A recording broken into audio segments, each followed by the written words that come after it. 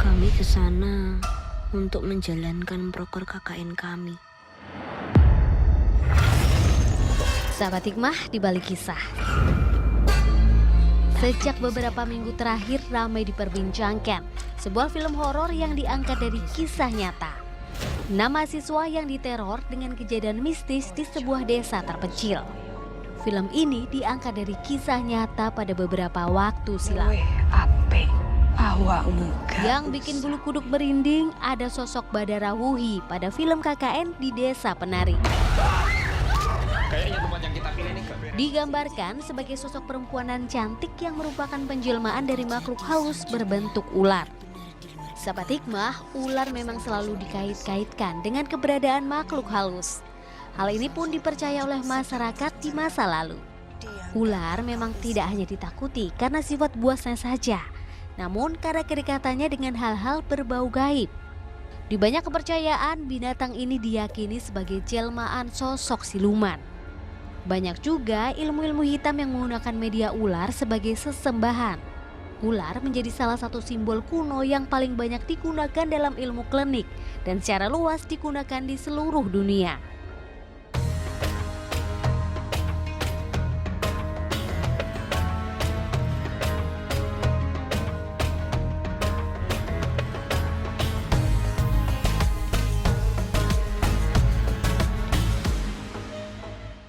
Assalamualaikum warahmatullahi wabarakatuh. Alhamdulillah pagi ini kita berjumpa lagi sahabat hikmah bersama saya Rahma Hayuning Dia yang sudah ada Ustadz Zaki Mirza. Ustadz udah nonton film yang tadi? Alhamdulillah. Udah? Udah. Yang mana ya? Nah. Tapi gini Ustadz, sebenarnya kita bukan mau ngebahas film ini sih. Kan kita hari ini mau membahas, jadi judulnya agak panjang nih Ustadz. Hewan mistis yang bisa menjadi pertanda.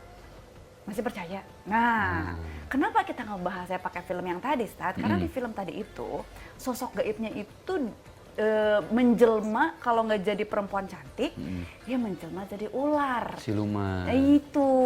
Ya, Nah, pertanyaannya adalah kenapa sih ular ini sering banget dijadiin sosok jelmaan gitu? Mungkin kalau kata si ular, apa salahku gitu. Ya, gimana korban ceritanya, Ustaz? fitnah ya. Kalau film tadi sih belum nonton, cuman anak saya kan udah nonton tuh. Udah banyak cerita, terus juga viral di mana-mana gitu ya. Jadi belum ngeh banget dengan filmnya, tapi memang kalau berbicara tentang sosok ular ini legend banget. Iya. Sosok hewan yang dari dulu sangat identik dengan klinik, dengan mistik, perdukunan dan lain sebagainya gitu ya. Tapi memang ular ini pun dari zaman Romawi sudah menjadi bagian dari cerita masyarakat Romawi. Bahkan di zaman baginda Rasulullah SAW, ketika Rasulullah hijrah, sahabat hikmah, dari kota Mekah ke kota Madinah bersama sahabat tercinta Abu Bakar, ketika ada di dalam satu goa, di salah satu jabal atau gunung, itu ketika mereka bersembunyi dari kepungan orang-orang kafir Quraisy, kan masuk ke dalam goa tuh. Saat itu Sayyidina Abu Bakar mengikhlaskan pahanya untuk menjadi bantal dari tidurnya baginda Rasulullah. Saking lelahnya mungkin ya. Saking lelahnya tiba-tiba kok Sayyidina Abu Bakar ngerasa kayak ada yang kerasa kerusuk gitu. Ternyata ada seekor ular yang ada di situ. Kemudian atas mukjizat dari Allah, Sayyidina Abu Bakar bertanya, ada apa engkau kesini? Aku sudah menunggu kehadiran kekasih Allah. Jadi selama ini berabad-abad aku hanya mendengar ceritanya. Tapi subhanallah tempatku didatangi oleh manusia yang paling mulia, Nabi Muhammad SAW. Tapi pada akhirnya ya ternyata kisah ular ini menjadi bagian dari legend yang ada di Indonesia juga. Kan legenda kisah-kisah Indonesia banyak tentang ular ya. Banyak banget. Nah, makanya apalagi sekarang ada beberapa konten-konten di YouTube yang juga mengangkat masalah ular dan keluarganya itu.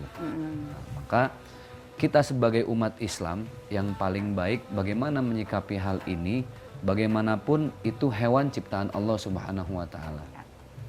Kalau kita ingin tidak dijahati oleh orang siapapun, oleh makhluk manapun, ya jangan ngejahatin juga. Tapi memang ada satu hadis dari baginda Rasulullah SAW. Ketika seseorang melihat ular, maka harus dimatikan ularnya. Kenapa seperti itu? Karena menyelamatkan jiwa kita itu jauh lebih wajib. Kan hidup ini cuma sekali. Ya.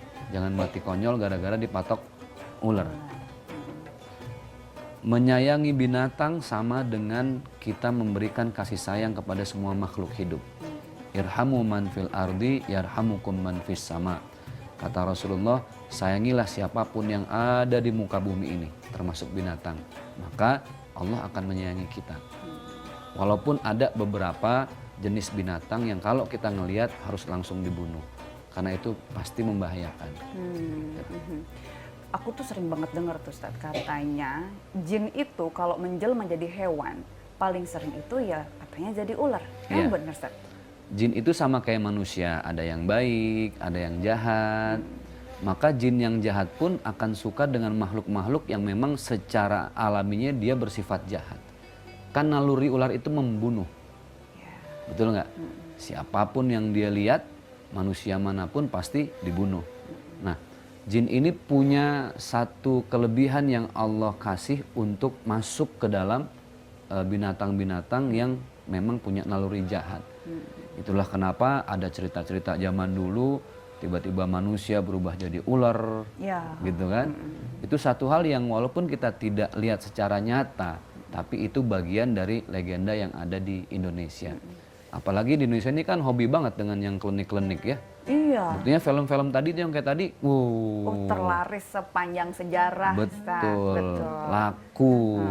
Kan semakin laku satu film itu semakin menunjukkan karakter penontonnya seperti apa. Iya. Ya enggak? Kalau yang horor-horor aja laku berarti memang masih demen yang model-model begitu. Dan masih laku sampai sekarang dan mungkin orang perlu healing kali ya. Iya, nuansa gaib-gaib itu emang yang paling disukai sih. Disukain, kayaknya takut-takut tapi bikin penasaran gitu kan. Nah gitu Sat. Nah, balik lagi ke ular nih Sat ya. Kalau misalnya, kan tadi kalau saya bilang jin kalau menjelma menjadi hewan-hewan yang bertabiat buruk. Berarti sebenarnya nggak cuma ular aja ya? Banyak, tapi kan memang yang sangat dekat dengan masyarakat di Indonesia ini kan, karena ini ya, Indonesia ini kan banyak sawah, banyak empang, mungkin yang paling masuk akal sungai, juga kali ya Sat ya. Kalau tiba-tiba dia menjelma jadi beruang gitu kayaknya kan iya, agak itu kan aneh adanya gitu apalagi ya. beruang kutub misalnya kan. Wah, ini beruang nyasar dari kutub kan. Nggak mungkin. Iya. Pasti dia kepada binatang-binatang yang sangat dekat dengan keseharian kita. Bener-bener, pokoknya orang Indonesia itu kalau mikir tuh kadang-kadang meskipun misalnya dia punya background pendidikan yang bagus gitu, tapi kalau kemudian bersentuhan dengan hal-hal gaib itu biasanya selalu menarik perhatian. Betul. Nah makanya hewan juga nih Ustadz sering juga disangka kita di tengah masyarakat itu sebagai sebuah pertanda. Hewan ini bertingkah apa? Oh jangan-jangan pertanda ini. Nah kita akan membahas ini nih sahabat, usai jeda.